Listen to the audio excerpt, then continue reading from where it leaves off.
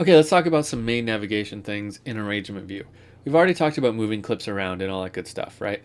There's a couple more things that we need to cover here. Let's zoom in a little bit on a clip.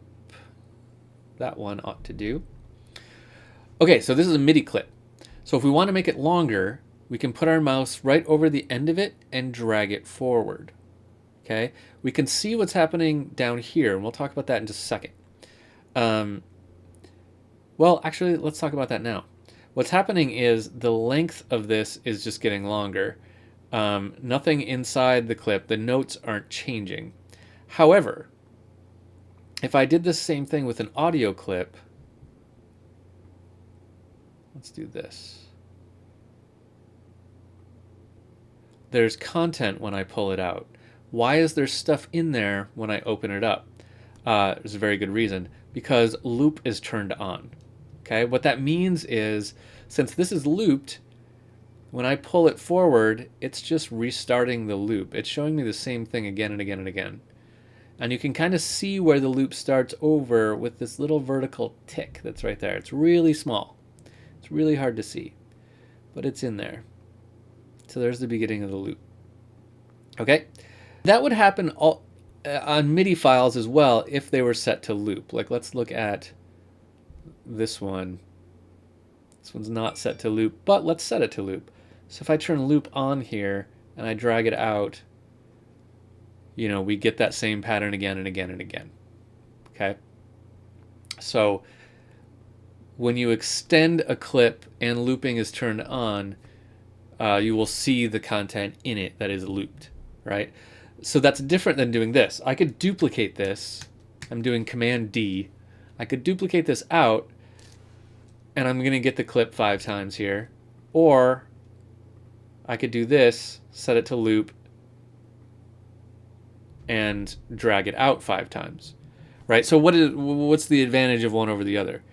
The main advantage is this. If I wanted to do it exactly like this, either way is just as good. But let's say I wanted to do this. Now I've got a bit more of a problem, right? Because I've got a hole in the middle. If I want that hole in the middle, then I don't want to have it loop 5 times, right? Because I can't just shut it off for that one. I could have it loop 2 times, if that works out to be right, and then duplicate that here. That works. But it's just 2 ways of doing it. If you want to break in it, then you should just duplicate it. Another thing you can do with audio clips, and this is another new Live 10 thing, is fades. See these little boxes that are popping up on the corners? I can draw in a quick fade just by clicking and pulling those in. So if I want this to fade in quickly, I can do that. If I want it to fade in slowly, I could do that. Let's just hear what that did. So I'm going to solo this.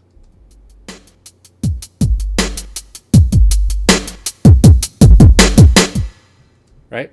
So it just slowly faded the volume in. This would be a really quick fade.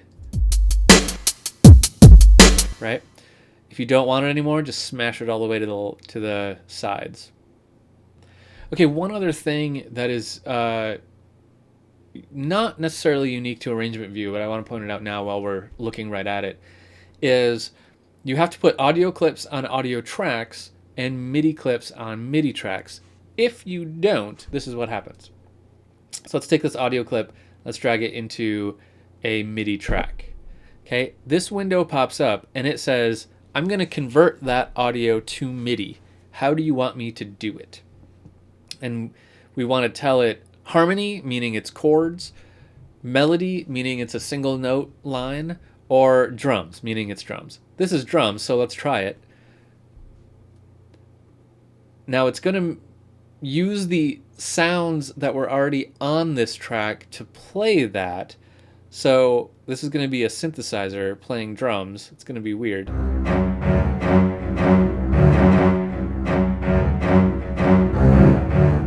You know, it's the strings. So I put it on the strings. That's kind of weird, but I can do it, I guess. So you don't want to do that most of the time because it's going to convert the track to audio or MIDI, to MIDI if you drag it onto a MIDI track. If you drag a MIDI track onto an audio track, it's just not going to let you do it. Okay, it's just going to say nope and bounce right back. If there's no content on the track already, like if I make a totally new track, here's a new audio track, and that was Command T I just did. Command T is make a new track, audio track. Shift Command T is make a new MIDI track. So if I take a new audio track and I drag a MIDI file on it, since there's nothing else on this audio track yet, it's just going to convert it to a MIDI track because there's nothing on it. But if there was some audio on it already, and then I drag it down there, now it's going to say no. Because now it's going to say it's firmly an audio track because there's audio on it. It can't change it, right? Okay, so just a couple extra things about navigating in Arrangement View.